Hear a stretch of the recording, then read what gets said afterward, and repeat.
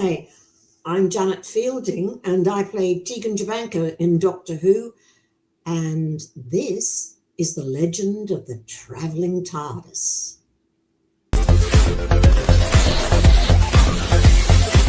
Are you like a little garbage can? You must talk louder. Daleks are hard of hearing.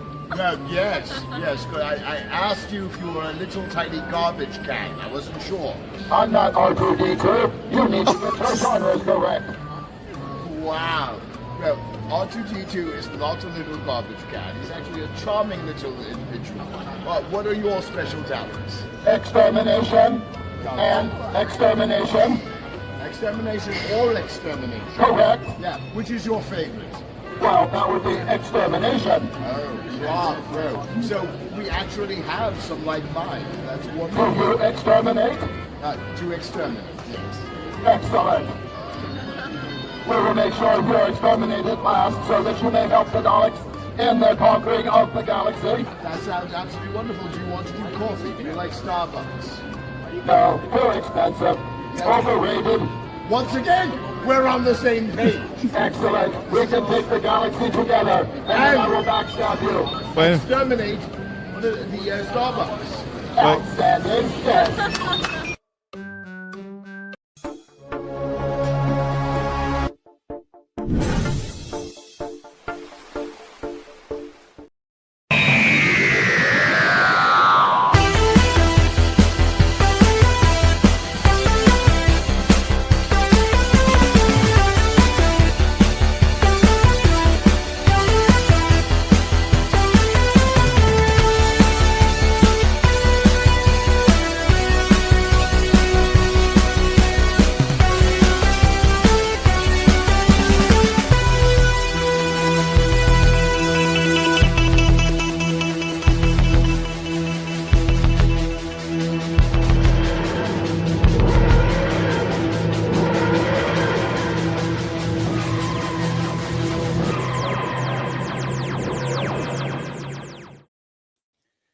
Hello and welcome, fellow Whovians, to the Legend of the Traveling TARDIS.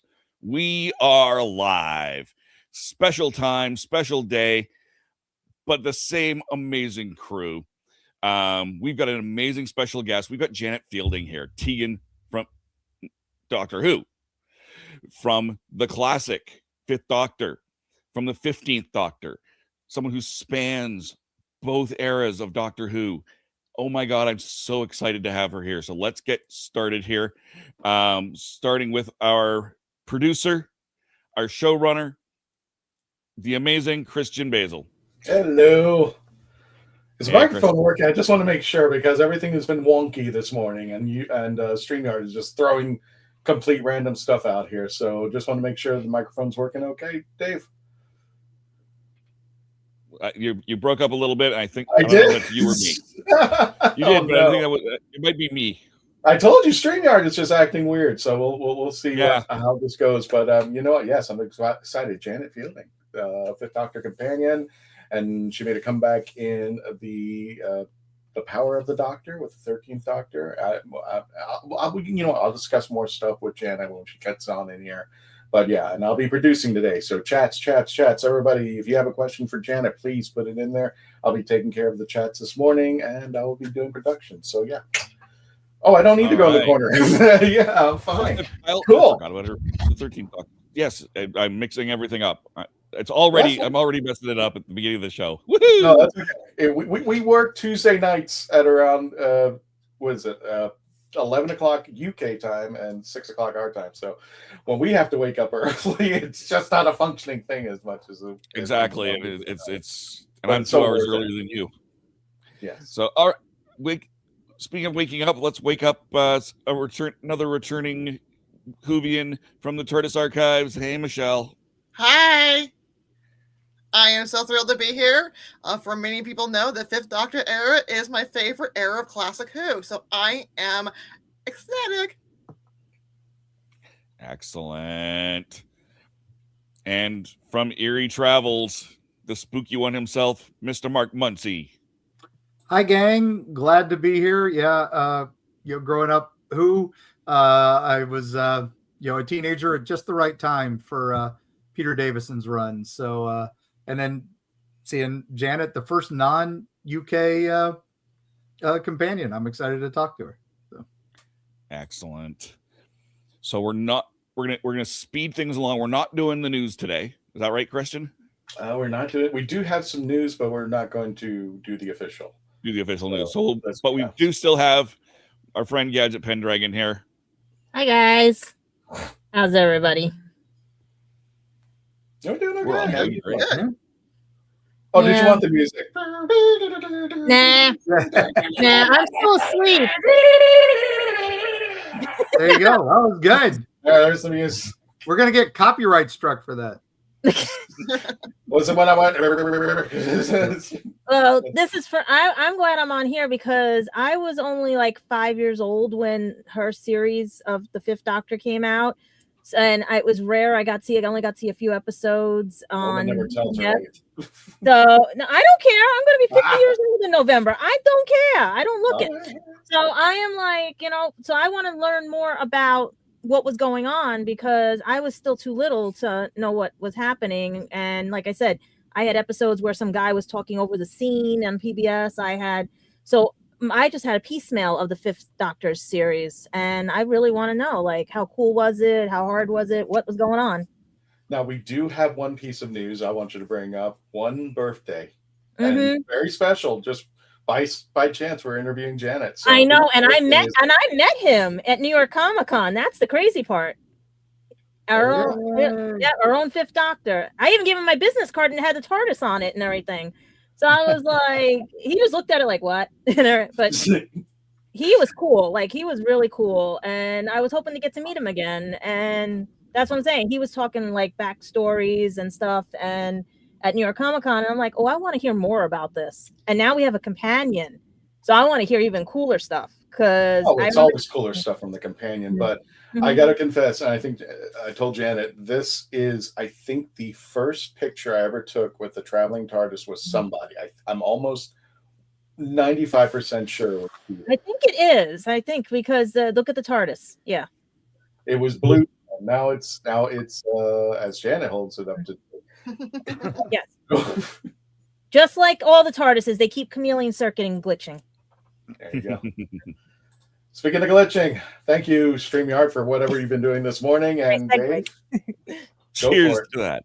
Cheers. No, we're missing someone very important from this panel.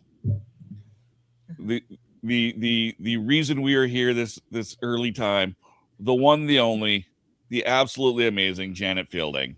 Woohoo! Hello, ma'am. Hello, Janet.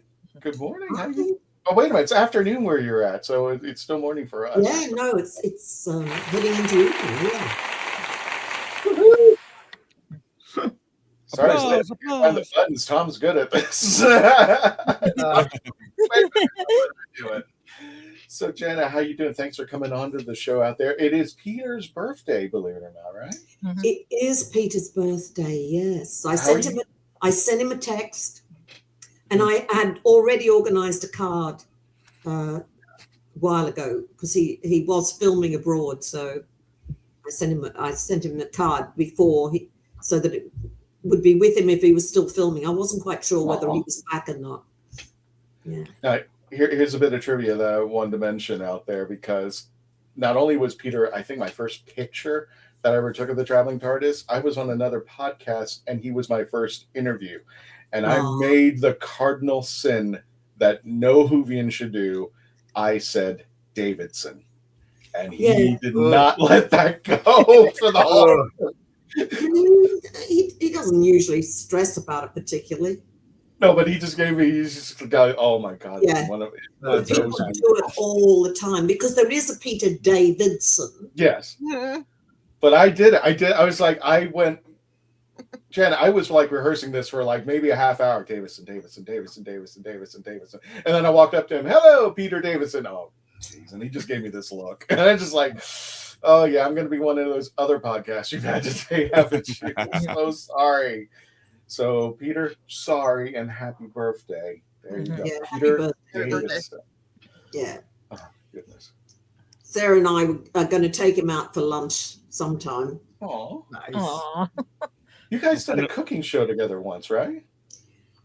We've done another one, which is on the season 21 extras too. Oh, Oh, wow. You know what Peter made? He made a chocolate milkshake.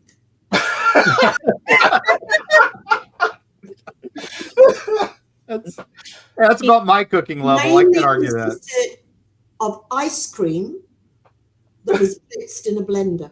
Did he at least put whipped cream? Did he put What? cream on top? Milkshake with whipped cream Did on he top. put any effort besides I'm throwing this in a blender? Or is Okay, guys, just stop right there. Okay. It's already ice cream, Yeah. which is phenomenally fattening Yes. and artery hardening. Yes. And you would put cream on it? Yes, because we're Americans and that's what we do. We're Americans. Yeah, Yeah, that's so what we do. Yeah, milkshake here is ice cream, milk, a little bit of vanilla, and then whipped cream on top with a cherry. With a cherry? Sometimes sprinkles. Yeah. And not a healthy cherry. Oh God, I'm sitting down. What a terrible notion. Janet, later I will introduce you to Ozempic.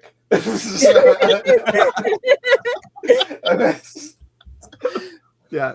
And not a healthy cherry. It's a Yeah. maraschino cherry. They're the ones Yep. that are just covered in sugar syrup. So Honestly, I come back from America and I feel like I need a detox Yeah. because your food is so like calorific and oh yeah. processed. That's so the way much we want it. processed food.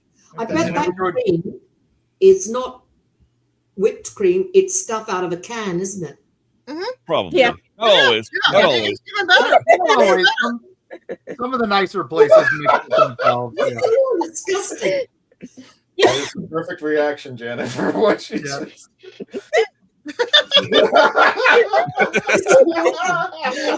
Wait a minute. Are we sure that's water? We Are gotta sure see it's this. water? Plain water, nothing else in it. Water. Mm. No, we gotta have like Aquafina or all those minerals that come in with it that add taste to it. And Oh yeah, or my personal favorite, Deer Park, which tastes like the deer did it in the water.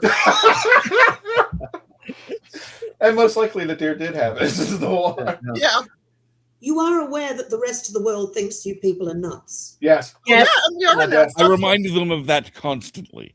That's why we came over here. I'm a because we- Scorpio, so I'm already pegged as nuts. I'm an historian, and that's the reason all of our ancestors came over here is because we couldn't make it over there because we're nuts, and so we were all sent over here. I think that's what happened in 1776, Janet. They all told, yeah, you can have your Cans of coffee cream. Well, half of us They were do sent not over have as those convicts cans anyways. that- Where My you, dad where came you over on the spray boat at this 4 years whatever old. is in those cans. Mm. Australia was not the only place where England sent their convicts. What? Valid. Billy's Oh, you in know- the chat's going, hello, Yeah, everybody. Australia was the prison colony for England. So was the United Yeah, States it before the became Winter a War. prison Yep. colony for England after they had to shut down the American one because of the War of Independence. Yeah. Yeah. So that's what I'm saying. Yeah. So we used to send the convicts to you. Mm-hmm. Yes. Yep. Now, No. and my ancestors were transported. Oh wow. Great granddad stole a horse. Way to go, granddad. Oh yeah. Great grandma stole 2 geese. And great grandpa, he stole a bolt of cloth. Mm. And they got transported to Australia, Oh my God. Mm. which means they missed the Irish potato famine, which was Well. probably a very good thing. Mm-hmm. Yes. Yes. They were really No. bored without Twitter. So that's all I'm going to say. Wow. We have a friend named Balti who's in the No Name Trivia show, and Balti is also from Australia. And when he came onto the show, we were talking about beverages, but he confessed that 8 out of the 10 things that will kill you on the planet are in Australia. Is that true? Can we back up his story? Is it only 8 out of 10? Maybe. I don't know. We may have one here in the States. I said there's a couple in Florida. Yeah, Definitely exactly. a couple in One Florida. or two in Florida. I think we may. Our salties are so much bigger than your alligators. Oh yeah. I'm sorry, but your alligators look quite pathetic. Yeah. Yeah. Oh, well, I guess we're not going to Gatorland anytime We're soon. quite proud of our our crocodiles, our saltwater crocodiles. Yes. They are the world's largest. Yeah, there's one in captivity in Gatorland in Orlando, and I believe he's called Old Grumpy of all things. And he's giant and he dwarfs everything else there. And they've got hundreds and hundreds of alligators, but he's like 3 times the size of all of them, and he is literally a giant dinosaur. It's pretty amazing to see him. So. They're incredible animals. Yep. Yeah. Oh my gosh. I'm at the wrong end of the continent to go visit Gatorland. Yeah. I want to ask you a question. We were talking about it a little bit before. I know you went from the talent side as Tegan to becoming the director at Marina Martin Associates. So, well, I didn't go straight from. Oh, okay. I was one of the people who helped start Women in Film and Television in the UK, and I ran it for the first 4 years, and then I became an agent. Oh, nice. All right.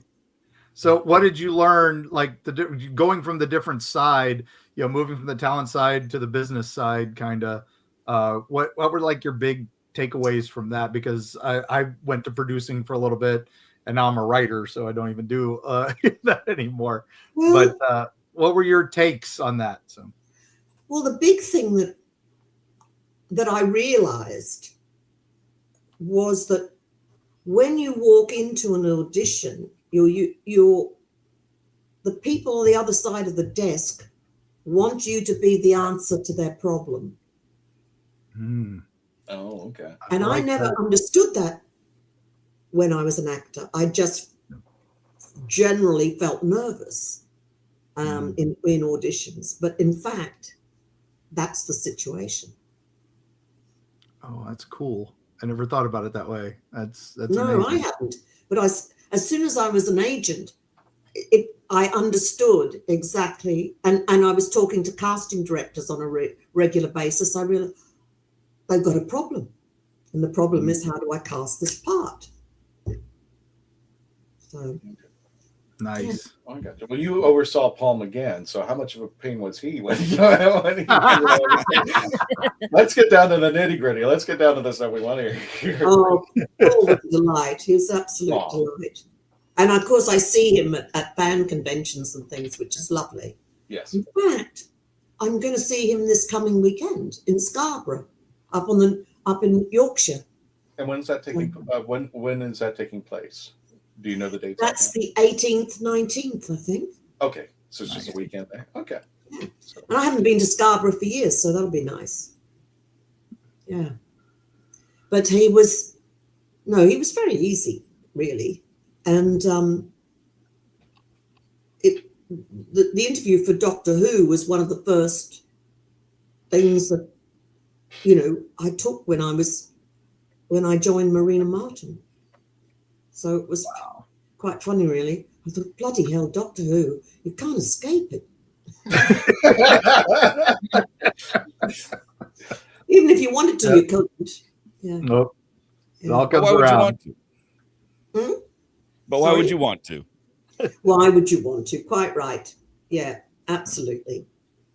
Although when I was running Women in Film and then agenting, I really wanted to draw a line between having been an actor and so I never did any fan conventions or anything like that because I didn't think it was appropriate. That makes sense. Yeah. I know some agents that are very much like that very much delineate the two, and others that are like, no, I've got a bunch of guests at this convention. I'm going to go and I'm going to get my share too. Yeah, no. But I didn't represent actors for these conventions. Right. Yeah. That wasn't a thing when I was agenting. Yeah. I didn't stay that long. I was 7 years or something. I spent agenting, and I just came to the conclusion it wasn't really for me. I enjoyed lots of things about it. I had a good time, but it wasn't ultimately what I wanted to do. So what was the most challenging thing about the job? What came up thinking like, oh my God, this is something I have to handle? What was the biggest challenge of the job? There's constant challenges. What's the one that goes like, oh my God? Nobody in the business ever does anything other than at the last minute. So that's always a bit of a problem. Yeah. Welcome to the world of podcasting. Things go wrong, as they inevitably will. Or for some obscure reason, I don't know. It's constant problem solving, being an agent. That's what you do. You're constantly problem solving. And I guess you are in a lot of jobs, but it was sort of, I just didn't feel that it was the right fit for me. Well, the one thing I really enjoy about the Fifth Doctor's era was when I first watched it. I was going through a very difficult time, so the Fifth Doctor stories really helped me get through a personal problem. So I just want to thank you all for that. But what's also is I always felt like as a manager, the Fifth Doctor kind of felt like a manager trying to get all these different personalities together, try to get through the problem or whatever. So that's he was a talent agent. Yes. Did you notice how cranky he was with his companions? Yeah. And also, as a manager, sometimes you also have to be cranky too. So I appreciate it.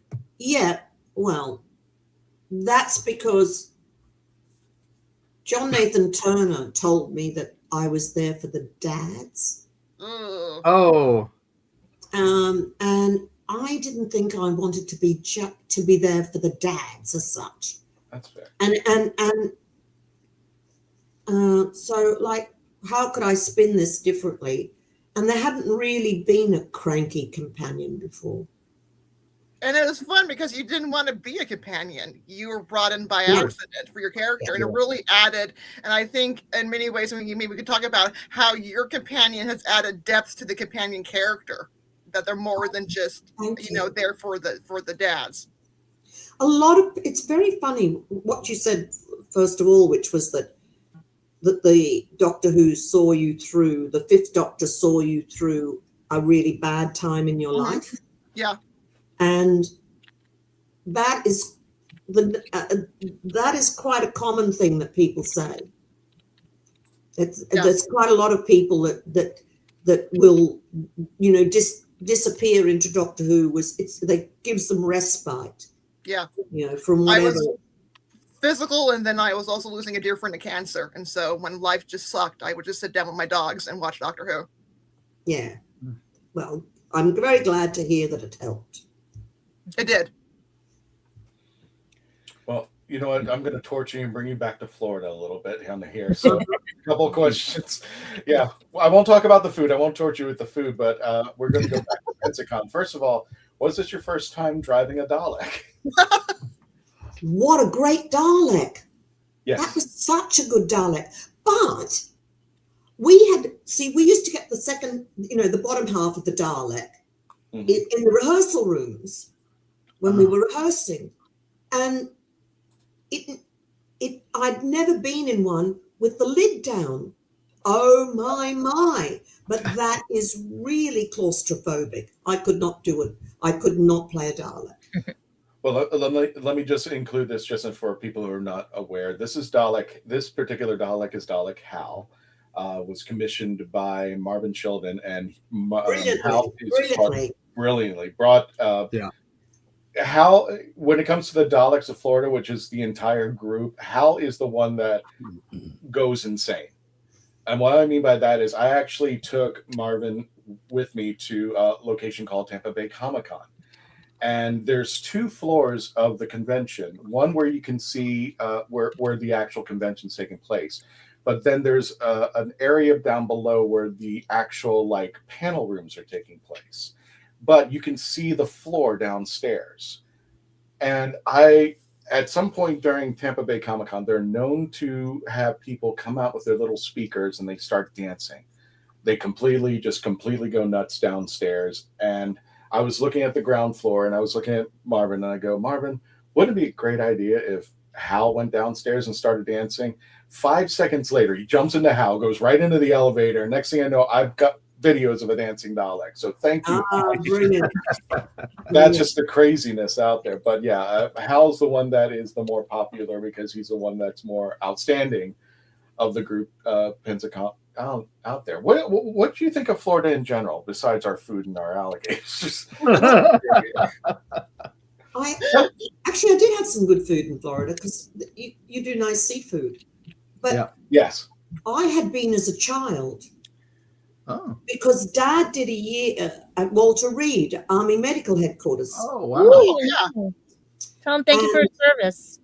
No, thanks. He wasn't in the army. He was a parasitologist.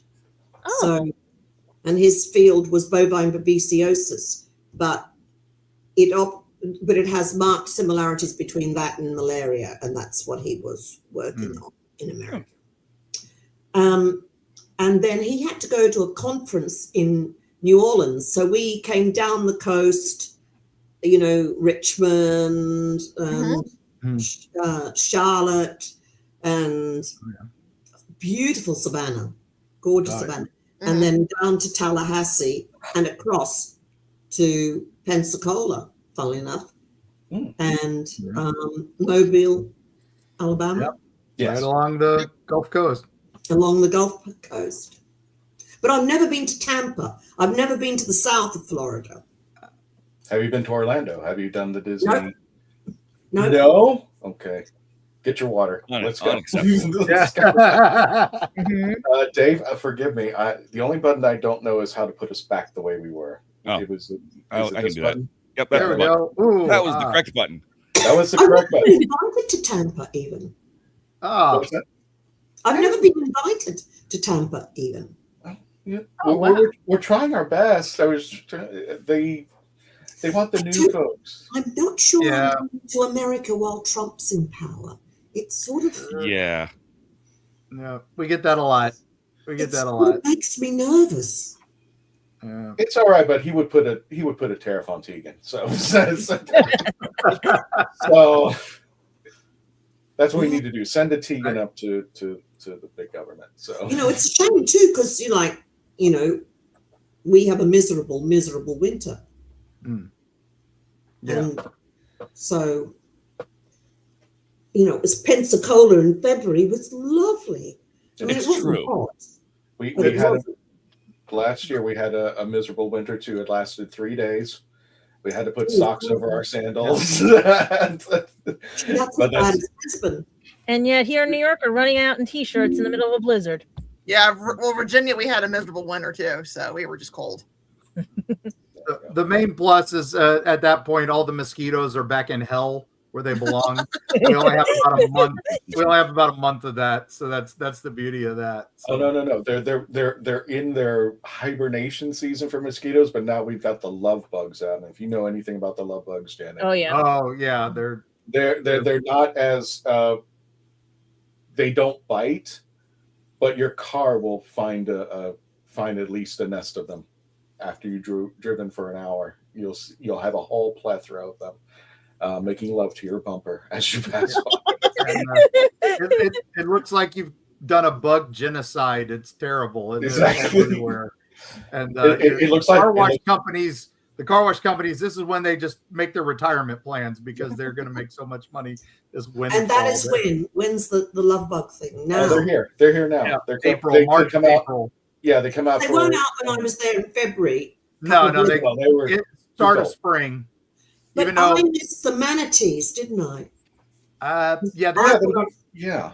If you're I that's was gonna again say Tampa Bay manatees. area. Tampa Bay area is when they winter.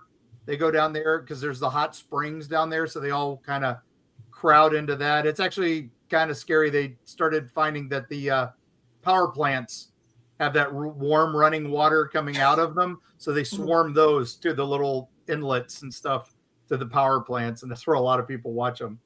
But now it's about mating time, so they start moving out, and you can find them all over now. But, and the skin turns green when they go by the power plant. So poor guys. They glow in the dark. They glow in the dark. Yeah. Bioluminescence. Did any of you go and watch Artemis 2 take off? Yes. Yeah. Oh, I drove down from North Carolina for that. So yeah. I watched it on TV, and then I watched them coming back, and I got a little teary-eyed when they took off. It's like, it was just beautiful. Yeah. I was going like this. Yeah. But I was in class during 86. So yeah. I was in Boston when the shuttle blew up, and I can remember it was really, really upsetting. I mean, they're brave guys. They are brave. My dad bought me a Challenger model kit, and I also had the plastic one. Plastic one had just finished in class. We were putting it together, and my glue one, waiting for Dad that night, and then we're watching in class, 6th grade, and that's when I said, I'm not being an astronaut, I'm not being a scientist anymore. I was just shocked, you know. Well, this was supposed to be down here, Janet, in Florida. This was supposed to be the moment that was supposed to inspire kids to go into NASA, to go into the shuttle program, to make a difference. And it's just like, that really set us behind. And not only that, I mean, I was one of the kids who saw it, but you could not even conceive what was going on as a kid.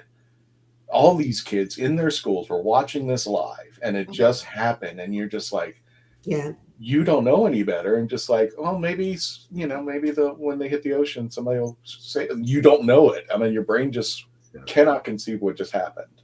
Yeah. And it just kind of just moves on there. Speaking of cannot conceive. McCullough was the first non-astronaut. She was a teacher. Right. And you were setting her up. She was from West Virginia. Yeah, she was from West Virginia. So we were in West Virginia. I was living in West Virginia at the time, and that was huge for us. And it was just so sad. So sad. So sad. And it's still huge. It's still something that even I was a baby, so I didn't remember it, but it's still something we talk about because this year was the 40th anniversary, and we're still that, and it's a zeitgeist of what happened to him. That's why I went down to Artemis. We were as close as you can get is about 2 miles away from across this one inlet from it, and there was so many people there. It was electric. People were jumping and dancing. It was incredible. So nice to see. Science. A science reporter, she was crying, really moved. Yeah. And it was nerve-wracking because even when you've seen this, and beforehand we have SpaceX and whatever Bezos launches up into space, we had, for a while there was nothing. It was dead. The whole space, and he had several misfires, didn't he? Yeah. Well, I mean, they some people don't understand that they had some misfires, but some people don't understand that's actually part of the process. They'll actually blow things up to see what kind of reaction they get. Yeah. So they will launch a rocket for the sole purpose of it might blow up, and then they get the readings from it, as long as there's nobody in it.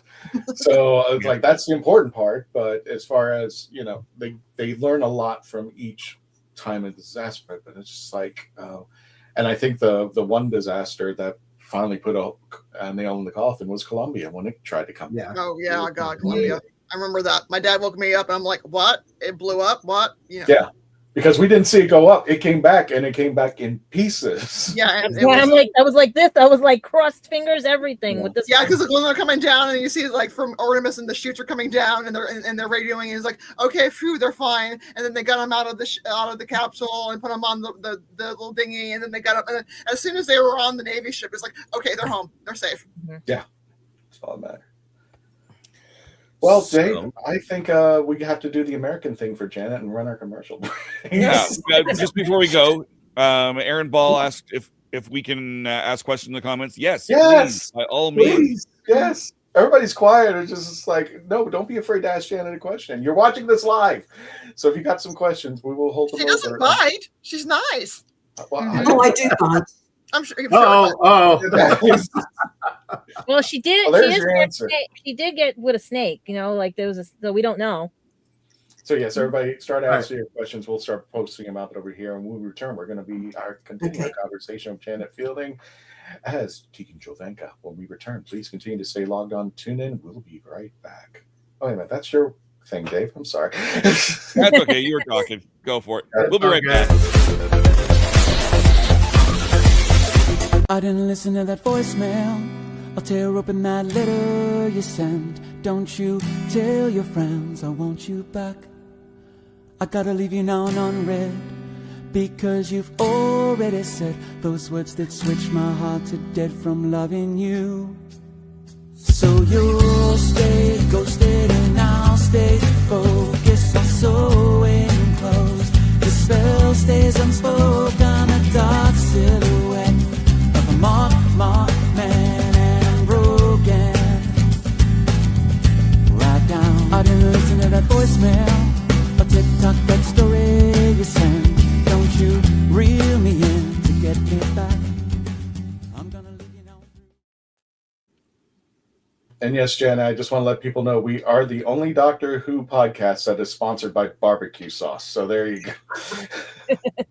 Speaking of which, let's continue. I'm author Mark Muncy. And I'm author Erica Lance. And this is Eerie Travels.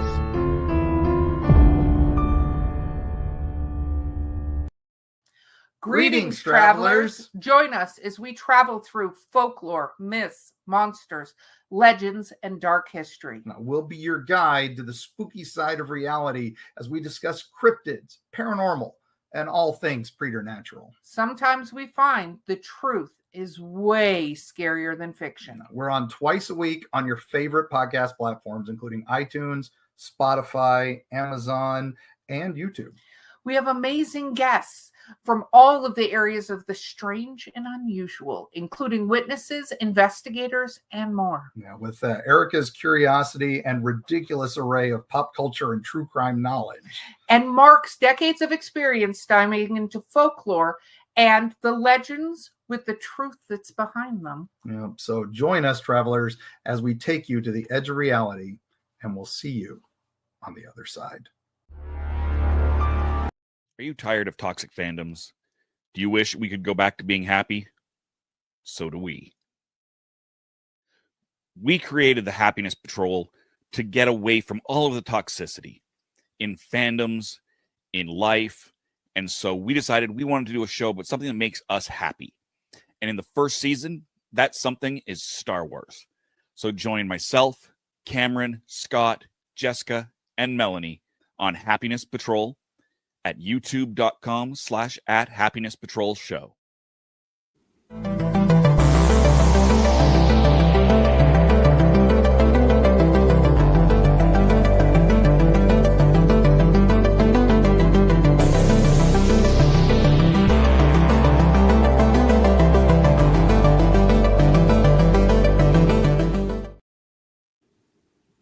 So what's your favorite Western?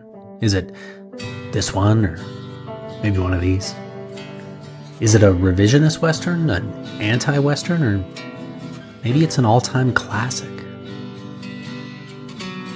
Whether your favorite Western is in black and white, vibrant Technicolor, a spaghetti Western, a neo-Western, a comedy, or maybe it's only really Western in spirit. Whatever it is, this is the podcast dedicated to determining the top 100 Westerns of all time. Every second Monday on YouTube, Spotify, and Apple Podcasts. It's Horses on Film. This is Sophie Aldred with The Legend of the Traveling TARDIS. And we are back with our wonderful interview with Janet Fielding. Thank you for joining us here on The Legend of the Traveling TARDIS. Hello. Hello. So I wanted to ask you, what was it like coming back to Doctor Who after so many years as a returning classic companion? Terrifying. Because I hadn't been in front of a camera for 35 years. Oh. And, because I hadn't been an actor. And the only thing I'd been doing was Big Finish, and I don't have to learn a script for Big Finish. And Sophie Aldred has a big mouth. She told Chris Chibnall she really wanted to be an action hero. And I'm running up and down stairs and things in this. I said, you and your bloody big mouth. Yeah. No, we had a great time. We had a lovely time. But it was so funny because somehow the fans knew where we were filming. And they used to show up. And they wanted to keep us a secret, and they did. They did a really good job. And we had, those moon robes on, that people use when they're wild, swimming, those in cold water. Yes. Yeah. And so we looked like demented monks. And then they put an umbrella over our heads, and so that nobody could see us. And we were sort of ushered into the location for the filming. It was great. Nice. It was great. And I hadn't ever worked with Soph before, which was really nice. So we did. We had it, and Gemma Richardson, who was just delightful too. So we had the three of us. We had a really, really good time. Yeah. Speaking of filming, what about the difference between the 80s and then now? Today, like the CGI versus AI versus green screen, blue screen, and all that, like all the puppets that were used back then versus the budget is infinitely larger, and so the special effects are a lot better. But the thing that I found really difficult was that there was no rehearsal. Really? Yeah, you don't get to rehearse at all. You get on the thing, you're told about where they wanted you to move to, where your mark is, etc., and you get on with it. And so we didn't even have a read-through because it was during COVID that we filmed. And it's kind of, you think, because, somebody is sending you, is giving you a line reading, a line, and you think, oh, I hadn't thought of it that way. So you're sort of always a bit behind the beat. I found that difficult to get used to. But yeah. Jen, I'm just going to intercede with this, and maybe you already answered the question, but Billy in the chat said, "It's feeling how different is acting now from acting years earlier?" You mentioned that you had to go into it. Were there any other things? And I'm going to add on Billy's question. When you and Peter got together for The Power of the Doctor, yeah, you guys have been around the conventions, but how did it feel to put that glove back on to be Tegan and to work with? Well, we did the big finish, so that wasn't that much of a surprise. But it's always nice to see Pete. I'm only ever nice to him about him behind his back. We don't want to hear the behind the back. We want to hear the front of the back. I want to hear the pranks and all the fun that was on set. So, but to be honest with you, you don't mess about on set because you have so much to do, and you don't have any rehearsal. So therefore, between takes, you're thinking about what's coming up. Okay. I mean, you'll have the odd chat maybe. Soph and Gemma and I sit off in a room, with Patrick, who was so wonderful as the terribly scary Cyberman, and we'd sit there and talk. I love that picture. Yeah. I do love that one of the big finishes made a point at one point where Tegan somebody gave her running shoes instead of the high heels finally. And I was that. I'm sorry? That was me. So Chris Chibnall contacted me, phoned me, and we had a chat about what I thought would have happened to Tegan. and what she would have done. And I said to him, it seems to me that you can't travel in the TARDIS and not be profoundly changed by that.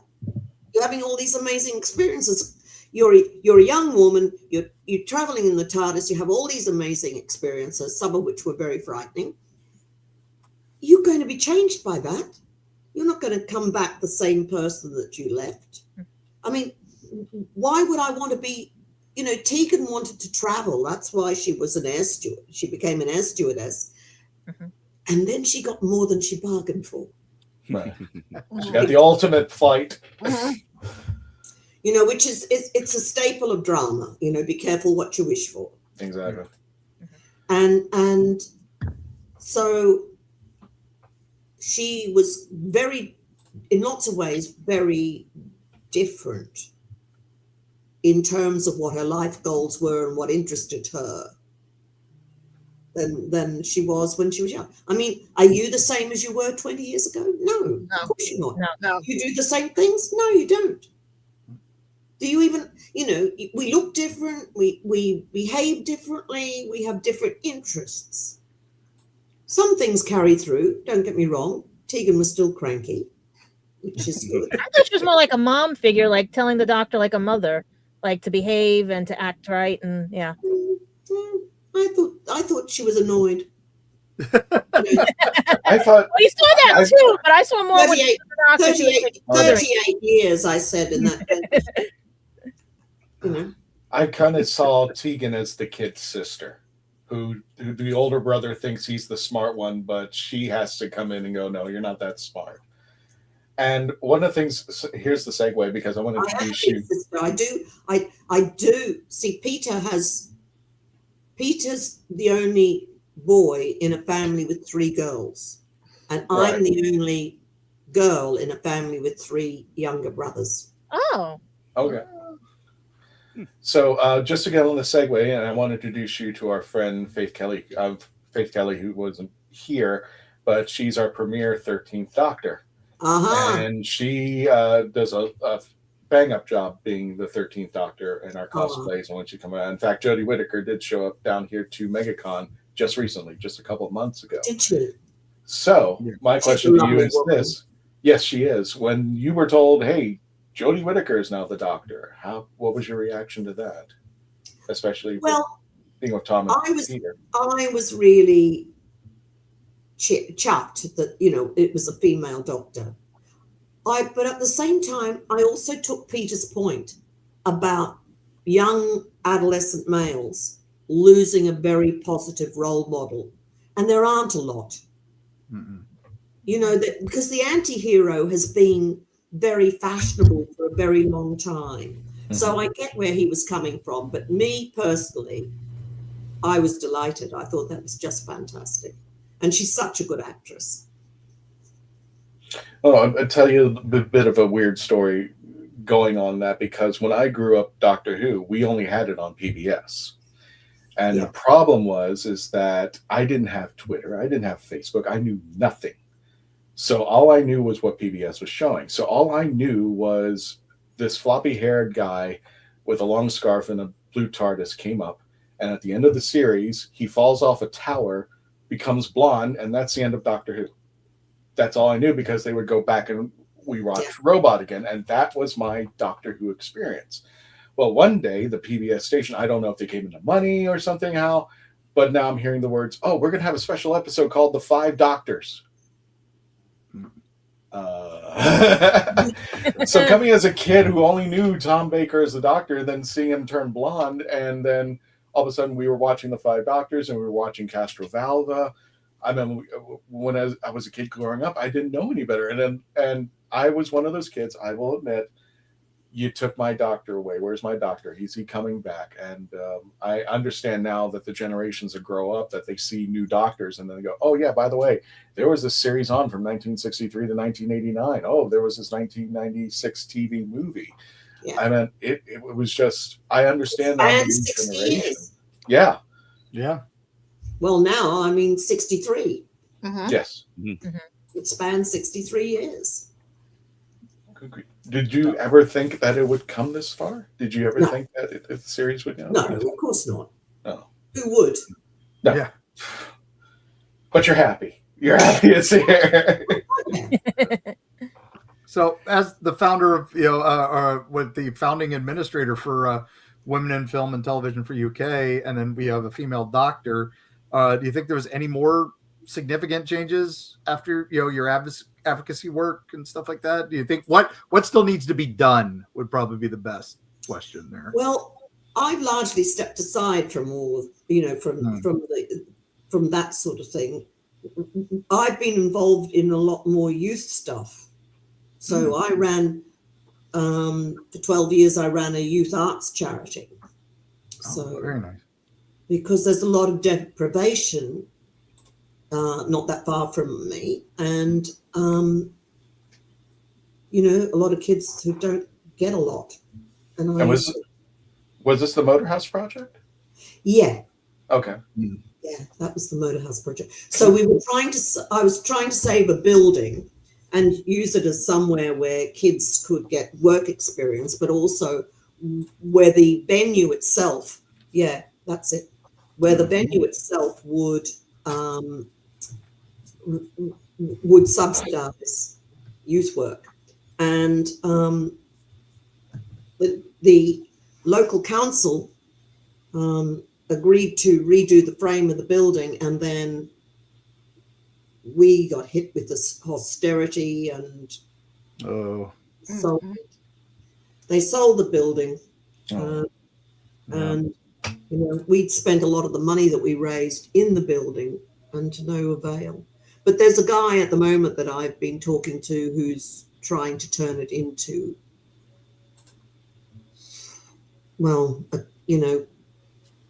a hotel, really. I don't see it myself, but hey, I wish him very good luck. But it broke my heart. It was really upsetting. And then I kept the charity going with the youth work for another 6 years. Was it 6 years? 4 years. 4 years.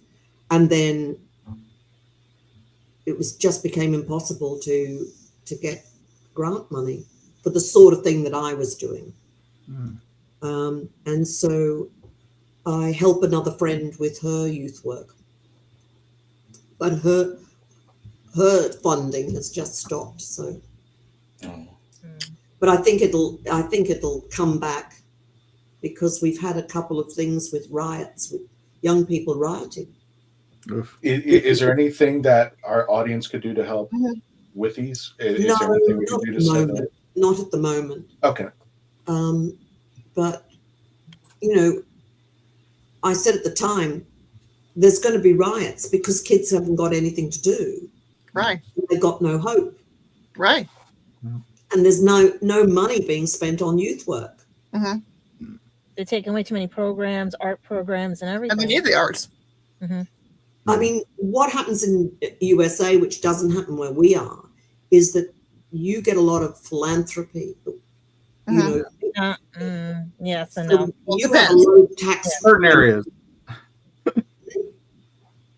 Sorry? Yes and no. Certain areas get the philanthropy, some don't. But that's that's always the issue. Yeah, always, especially rural areas like where I'm at. It's always the lowest common denominator. Sadly. Yeah. So. And it's always a mixed bag, because going back to the Space Coast, I mean, it was dead. It was literally nothing. All the hotels had closed up. All the restaurants were slowly dying. There was nothing else. But then you had the SpaceX come back. Somebody finally went up and said, why don't we just privatize this damn thing? So they finally got their act together, and now the Space Coast has blown up like never before. People who wanted those jobs from NASA and wanted to go into space, they have multiple chances. In fact, there's a hotel that I thought, I actually had an idea for the hotel. It was just like, why didn't anybody build this? But they built a hotel for its sole purpose. They put a bar on top that you could watch the rockets go off and have a drink while you're doing it. It's just like, so yeah, it's kind of a weird bag of nuts, but yeah, I'm hoping people will support things like this. I love the idea that it was a double thing. It would have saved a building as well as inspire kids to go into the acting field and give was them the original place where the old Apollo, Gemini, and everybody. It was a place called Shuttles. Was the bar there, and they were tearing it down, and then they built the hotel on top of it, and then it was going out of business too. And thankfully, it's been saved again with all this. So nice to see. As a historian, it's always nice to. Well, historic preservation is near and dear to my heart. I've been in museums since I was 16 years old and researching, and now I'm a researcher. But it's like we got to keep our history, we got to keep our arts, we got to have our connections to who we are. Yeah, here in America, it's like, oh, it's 50 years old, just turn it away. And we don't. Well, we've got the opposite problem. Yeah. We've got the opposite problem in that we save too much. Yeah. And we don't allow, quite often, depending on what the local council is like, they often don't allow the modernization that the building needs. Yeah, I live in a grade 2 listed building, which means it has I can't change the internal or external without the permission of the conservation people in the council. Oh man! And sometimes to save the building, you have to do extensive repairs to it, because there's always a point where sometimes even historic preservation, where we're losing some of these buildings, but I'll look at it and go, well, it's too far gone. Sometimes it's just too far gone to save. Well, for instance, you can now get double glazing, which looks, you can't tell that it's double glazing. DuPont do it. You can't do double glazing. Wow. But you can do secondary glazing, which looks awful. And you can see it from a long way away, and it looks crap. So they're duct taping it. That's basically duct taping it. With pre-1950 duct tape. Sorry, in America, I don't know if it's a UK thing, but when there's a problem, we always duct tape it. We always put the duct tape on it. Yeah, it could be like a piece of metal that's breaking in half, duct tape it. That's how. It's a running joke. Off when my late uncle passed away, and he always put duct tape on everything. And during the process of him being embalmed, something leaked, and they're like, "We'll just cover it up. We'll make it fine." And my aunt goes, "No, get some duct tape. He would love that." We do have a few questions, Janet. Have you? Yes, we do. Or we have a few comments. First of all, Billy just wanted to make a comment. Thank you, Miss Fielding, for your honesty and being as personal as you are. I don't get the chance to see your run on Doctor Who, but my doctor was Mr. Baker. But you are such a treasure and a happiness to you. Which Mr. Baker? Yeah, good question. Because you worked with Colin, right, on a skit. You worked with Colin on a skit. Well, I started with Tom Baker. Yeah, I did Tom Baker's last story. Yeah, and then I did I did a skit with Colin. Right. But Colin did a story before he became the Doctor. He was the Roman soldier, right? Yeah. You were one of those heads spinning around Peter. No, I gotta ask. Speaking of heads spinning, I meant what the Five-ish Doctors. I know you were only in it for a bit, but how did I come across when Peter goes? No, I was in it all the way through it. What are you talking about? Yeah, just all in that one. Yeah. Okay, I gotta watch it. There's nowhere you can find it nowadays. I saw it. Susan and the other guy went to the TARDIS. She was walking through everything, helping out. Right. With I think Sarah Jane, right? It was like you two were the most on scene, You were sent off with the first Doctor.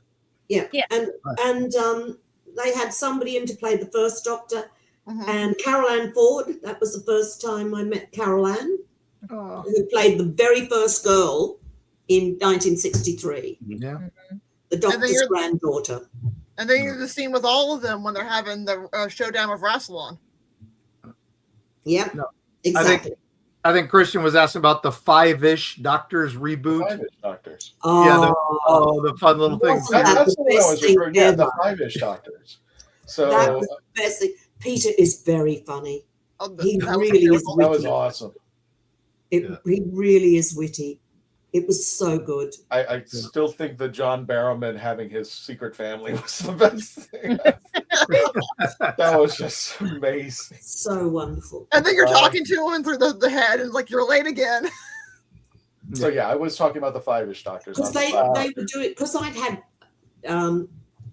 they'd all, so the doctors did a benefit for Project Motorhouse. And then the companions said they wanted to do one. So they came and did one. Oh, nice. And it was during that we filmed some of the bits for the Five-ish Doctors reboot with all the companions. Okay. I see what you mean now. I was thinking the Five-ish Doctors, but not the Five-ish. No, we got, you meant Five Doctors, I meant Five-ish. Yeah, Five-ish Doctors reboot. Yeah, you're right. And that was, that was just a great day. And then of course Peter Capaldi, because Peter was an old friend. Mm-hmm. Peter came and did a benefit as well for the charity. Now that we're talking the Five Doctors, we have a chat. Got a question. If you can remember working on the Five Doctors episode, how did you feel working with all the doctors on the set at one time? Was it a laugh? Was there a lot of egos flying around? There were some egos. Yeah. All right, spill it, Janet. We want to know everything. Spill it. No. That's why we brought you here. Absolutely not. You can spill it on the other show. She can spill the tea on the other show. There's a rhyme with trout. It was it was quite funny. Yeah. But, Peter's, because Peter was the doctor at the time, and Peter's quite a calm personality, it wasn't as bad as you might expect. And Pat Troughton, it was such a treat to meet Pat Troughton. Because to me, he, my Doctor apart, he was my favorite. Because he was the one that I really remember from being a child. Right. Yeah. And he was lovely. Absolutely lovely. I got the pleasure of meeting Nicholas. I got to meet Nicholas Courtney once, and he said that was his favorite time was doing that Five Doctors with him and Troughton, because he hadn't really played as much with Troughton as he wanted to, and it was. Well, Nick Courtney is just the loveliest human being. Yeah. He was just the loveliest man. He really was. He was nice to this kid who emailed him once and wrote him a letter once in the U.S. That was always nice to know that he just would answer any fan mail. So. Yeah. No, he's delightful, a darling, a real darling. Yeah. Janet, this is just a random thing I pulled up when I was looking for pictures and researching the internet. For a better term, I fell in love with this picture. This is my favorite picture of you. I don't know why. No, I know why, but I was like, every time I would pull up there, I was like, oh, I got to stare at this picture. This is awesome. I just like the smile and everything. So that's just me. Yay. We won't go into details. But it's just a long time ago. So no, but I like this. You still look lovely. Look at you two. You still look lovely. Come on. Look at you. Still badasses in your own right. God. Yeah. We did have a good time. That's great. This is a spin-off right here. Just you two. Oh yeah. Yeah. That I would love to You see. two take them. Yeah. Yeah, me too. You got the hookup with Big Finish. Get on Big Finish. Yeah. Well, you get on to Big Finish. We have. I've asked. We got Nick on speed dial, so come on, Christian. You get on to Big Finish. Okay. Yeah. The last time I talked to Nick, I said to me. I said, Nick, I will be a potted plant in the background making noise if you want me on Big Finish. Yeah. That's how I want it. But speaking of which, you actually have a new Big Finish coming out. This is I do, yeah. Help Skeleton. Yeah. Very good. Tell us a little bit about that. What No. No? Oh, we can't talk about it? No. I just remember that we had to delay it several times because Mark Strickson was supposed to come across from New Zealand. And then at the last minute, he cancelled. Oh, I'd be lying if I said I knew the script. The trouble is, because you don't learn it, you just read it. Right.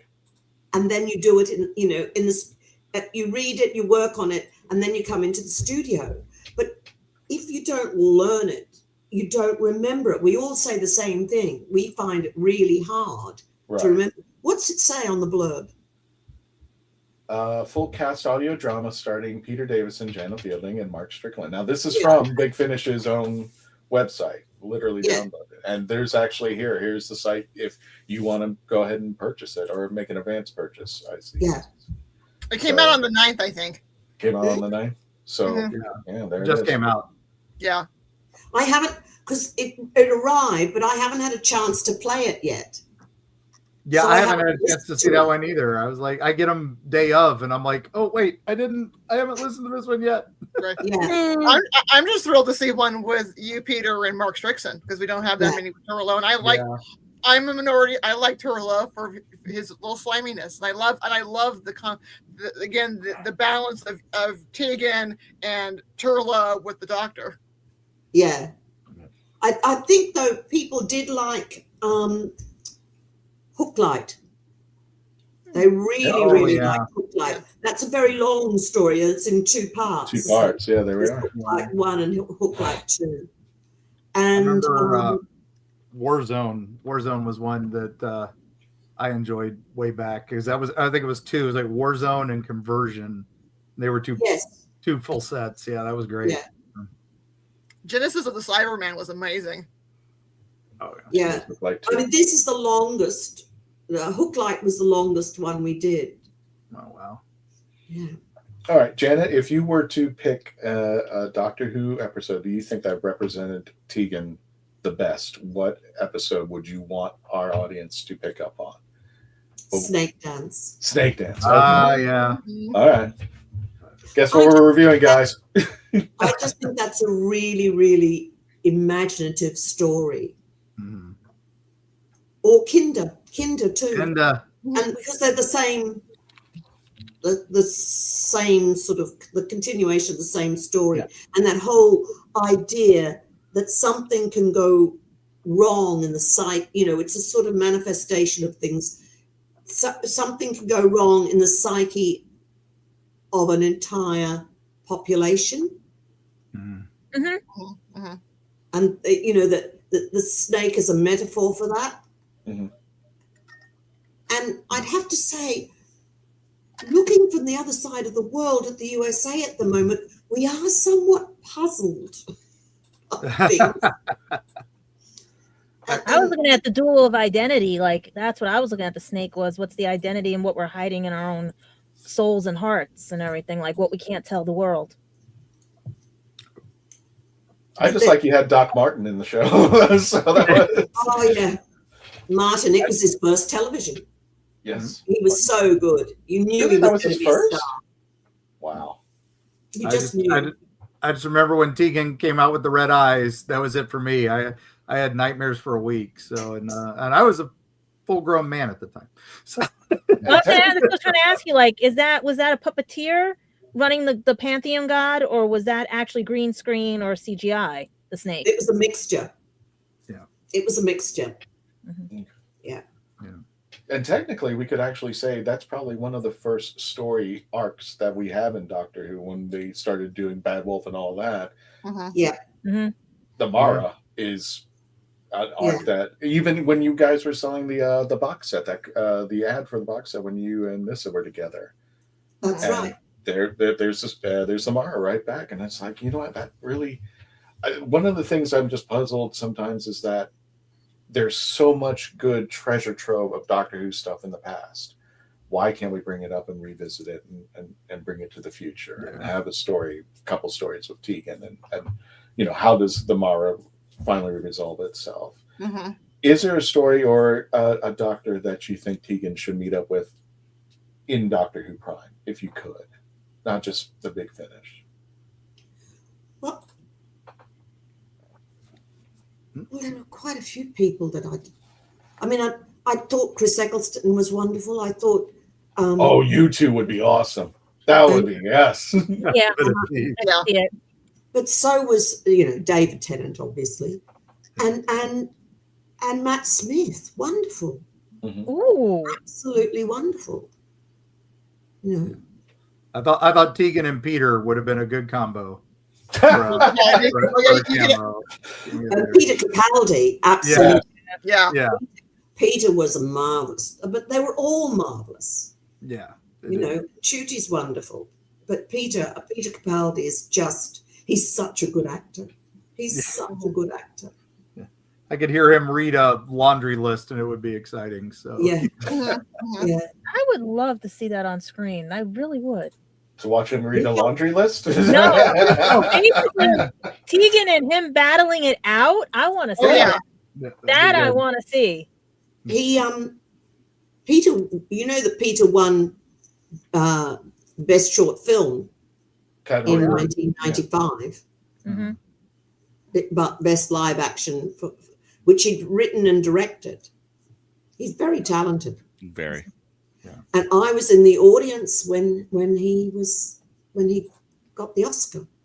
I was here. I was in LA and in the audience. Nice.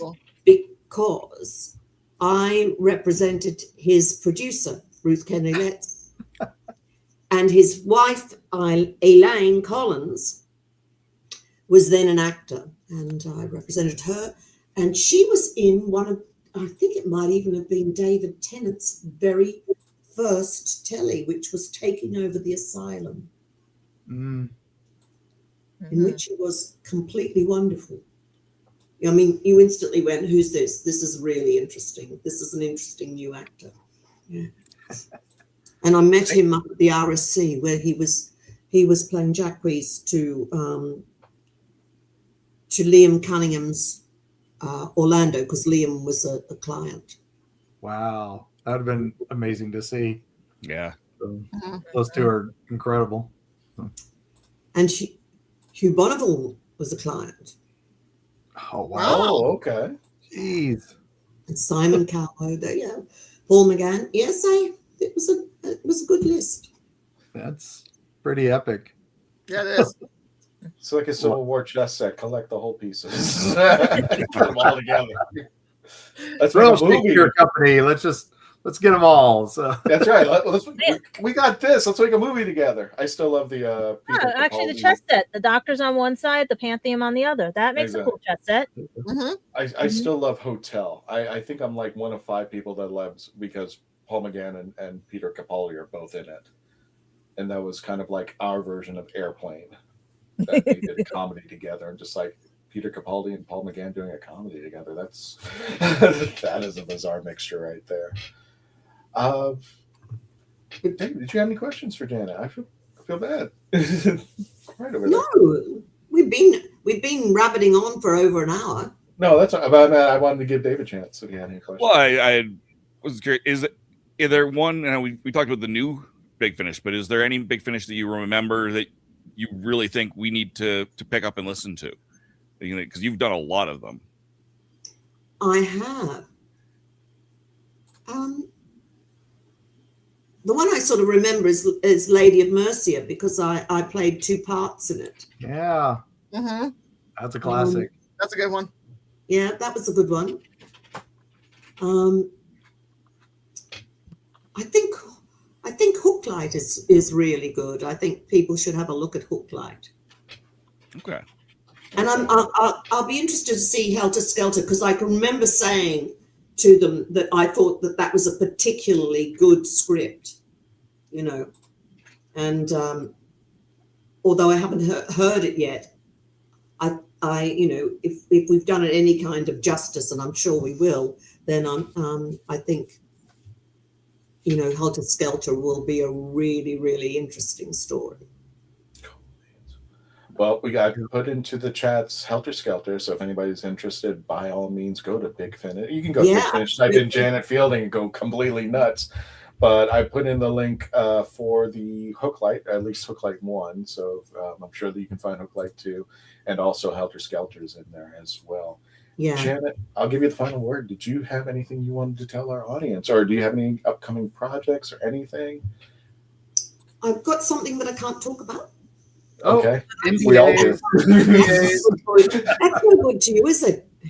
That's all good. If you want to drop like a weird hint or something that but that's okay. I'm not gonna push it. I am not gonna push it. Did you have a great time, Janet? This is the first time. I did. Awesome. If we could hold you. You're all East Coast, aren't you? No, so I'm not. Except for Canada. Apart from you, you're up in Canada. And what did you say? I'm in New York. What did you say? Yeah, just I'm in in New York. Virginia. I'm in Florida. Mark, you're in North Carolina? North Carolina. Yeah. North Carolina, Virginia, and Canada, New which York. is another And state. you're Florida. I'm Florida. So yeah. So the home base is in Florida, Apart from but you, it's East Coast. Yeah. Yeah, mostly. But no, thank you, Janet, so much for this. Oh, thank you, guys. Thank you. Enjoy the rest of your day. Exactly.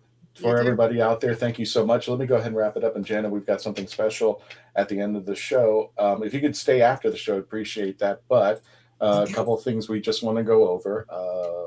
Let me get that. I need Tom so bad. We're going to be at 3 conventions, of course. Space Coast Comic-Con. That's going to be taking place over at the Space Coast in Vieira. June 20th through the 21st. You can scan the QR code or just go to Space Coast Comic-Con. Definitely check them out. You can also, we've just added a new convention. August 21st to 22nd, we will be at Epicverse, and we will be joined by the Daleks of Florida. Gosh, I want you to check them out. You saw one. I want you to see the entire team, hopefully. Yeah, they got when you get a chance when you come back.